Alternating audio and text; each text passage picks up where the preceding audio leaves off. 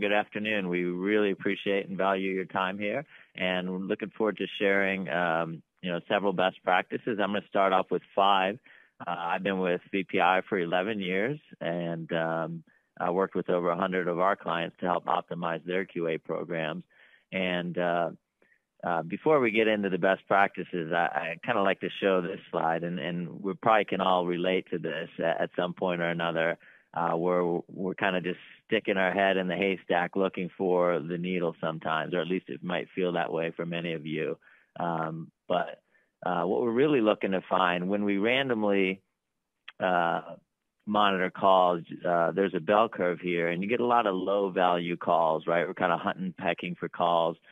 Really what we're trying to find are those needles, those high-value calls, either those best practice calls that we can share with others to help improve their knowledge gaps and close those gaps, or the worst practice calls that we can help for training and so forth. So we're trying to get higher value calls, and how do we go ahead and do that? And a lot of the best practices shared today will focus on this.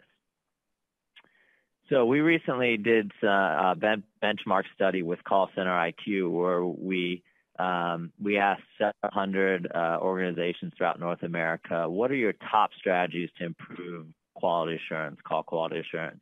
And these are the top 6 strategies, and I'm going to go through each. Those are actually my top 5 best practices. So tying quality assurance scores to training is the number 1, and using analytics to find those needles in the haystack. Automating the QA workflow, there's big wins there, easy wins. Speeding up QA feedback to agents, and then ramping up calibration sessions. So I'll kind of go through each one of those for you. So tying call quality scores to training. So we find that allowing agents to flag their own calls really helps get them to buy into the quality assurance process. And allowing them to flag calls for coaching, perhaps without scoring. That's something that works really effectively in the coaching process. We've had customers create Olympics, Summer Olympics, Winter Olympics, Academy Awards, where they, for a month they create several categories, best customer save, funniest call, all these different categories, and they allow them to submit their own calls. And at the end, there's, gold medal, silver medal, bronze medal, and they end up with a great best practices call library in addition to having a nice kind of ceremony celebration. Another way that many of our customers tie QA scores to training is we actually allow them to add an action to the question on the QA form. So an action could be, sending a message or assigning a coaching activity. That way they don't have to rely on each supervisor to remember to do that coaching activity all the time. And no matter what shift they're on, if they get that question wrong, if it's a no or if it's, below goal, they'll automatically get assigned coaching. Another one, is the message. If they want to send a message, you can see one of our customers here, Upsource, that we work with, their agents on their QA form, one of the questions was, remember to offer e-solutions. They were trying to get more people to self-serve themselves. And if you get that question wrong, you automatically get a reminder message on your ticker saying, remember to offer e-solutions. You've just scored a 0 for not offering e-solutions on your QA form. And you get enough of those, and you're not going to forget to offer that. The other one is using analytics to find higher value calls. So kind of the needle in the haystack, right? You come home, after vacation, we've all seen this, a stack of mail, right? Let's say you had all these blank envelopes. Which ones do you want to open first, right? So there's several types of analytics. I'll just kind of give you an overview. There's the basic call data, which most of us get, the length of the call, whether it's inbound, outbound, the agent that took it. If you're lucky, your recording system will get that you were put on hold for 93 seconds, you were transferred. So that's good data. That alone, it was transferred. I might want to open this envelope or listen to this call first. Then desktop data, this is the type of analytics that is often overlooked. We tend to jump right to speech analytics, and speech is a great tool, and we have many customers using speech, but we always recommend using desktop analytics first. It's just a connector to your CRM system, your claim system, your help desk system, to tag valuable data that the agent sees from that application to the call, such as the customer ID, what was the name of the product? Was it a billing inquiry? It was the second billing inquiry today. This customer called in for the same reason. All that data is typically in your CRM system and can be tagged to the calls. So now this gets really interesting. This is definitely an envelope we would want to open, and data analytics is pennies on the dollar compared to speech analytics, and it's 100% accurate. Every time that data is there, it will get tagged to the calls. And then there's speech analytics, which is kind of take it a step further. So if you want to get even more accurate, and you want to find out things people are actually saying in calls, like customer complaints and things like outrageous price increase, I want to speak to a manager, maybe an escalation.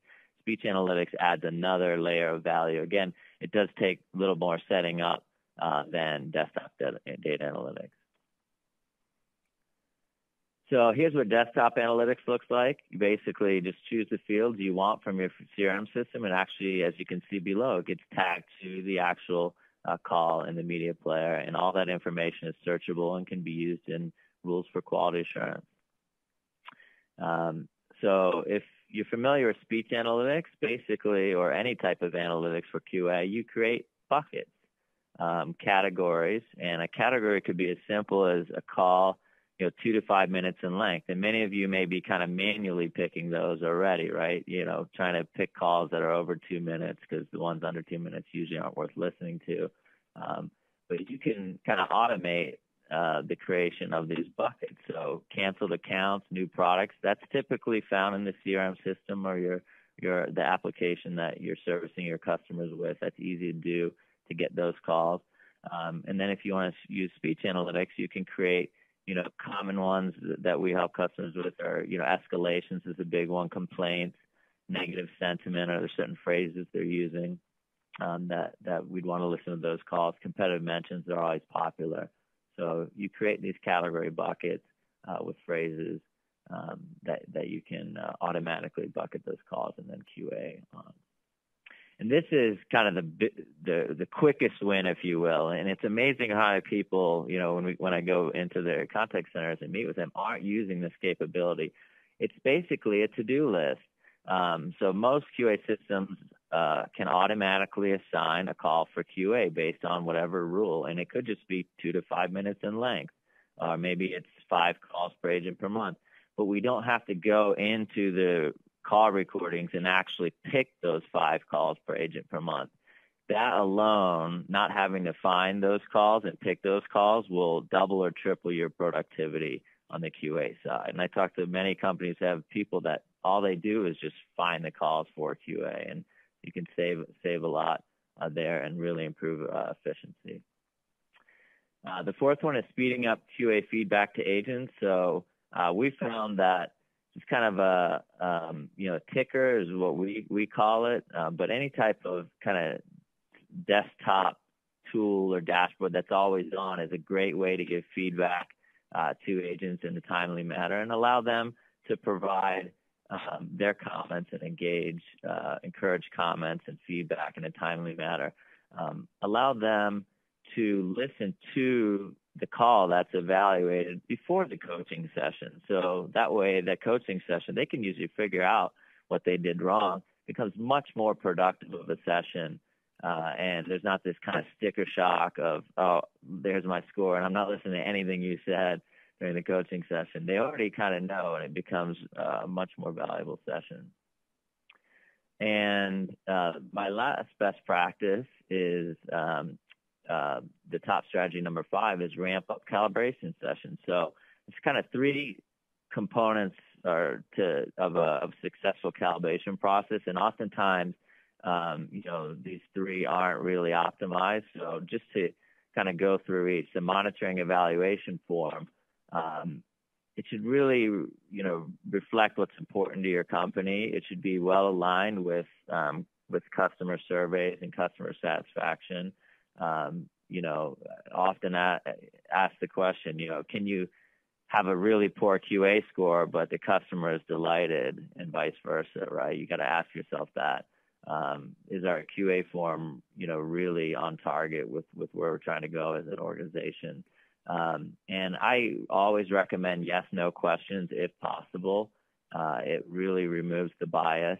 But if you are using variable rating scales, then you definitely want to define those rating scales. And that kind of goes to the second point, is this quality standards definition document. So make sure everyone really understands what those variable ratings are. So what's a major deduction, a minor deduction?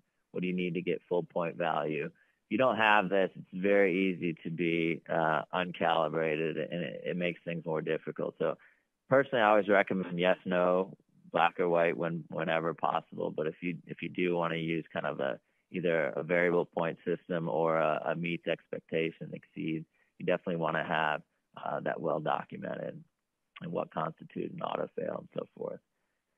And probably the most important of all is that you have, a process that you follow consistently.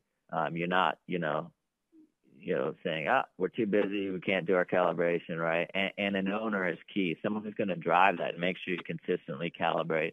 You're trying to get within 5 standard deviation points if possible, and then the best organizations I've seen are within 2 to 3 deviation points, not only on the overall score, but you want to also look at the question level and make sure you're all calibrated at the question level as well.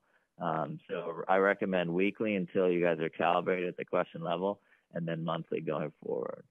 So that's it for me. I hope you found those tips valuable, and look forward to the opportunity to work with you and chat about any questions you may have. So I also have a LinkedIn group I started that's kind of growing like wildfire, and we talk a lot about these things there. So thanks so much.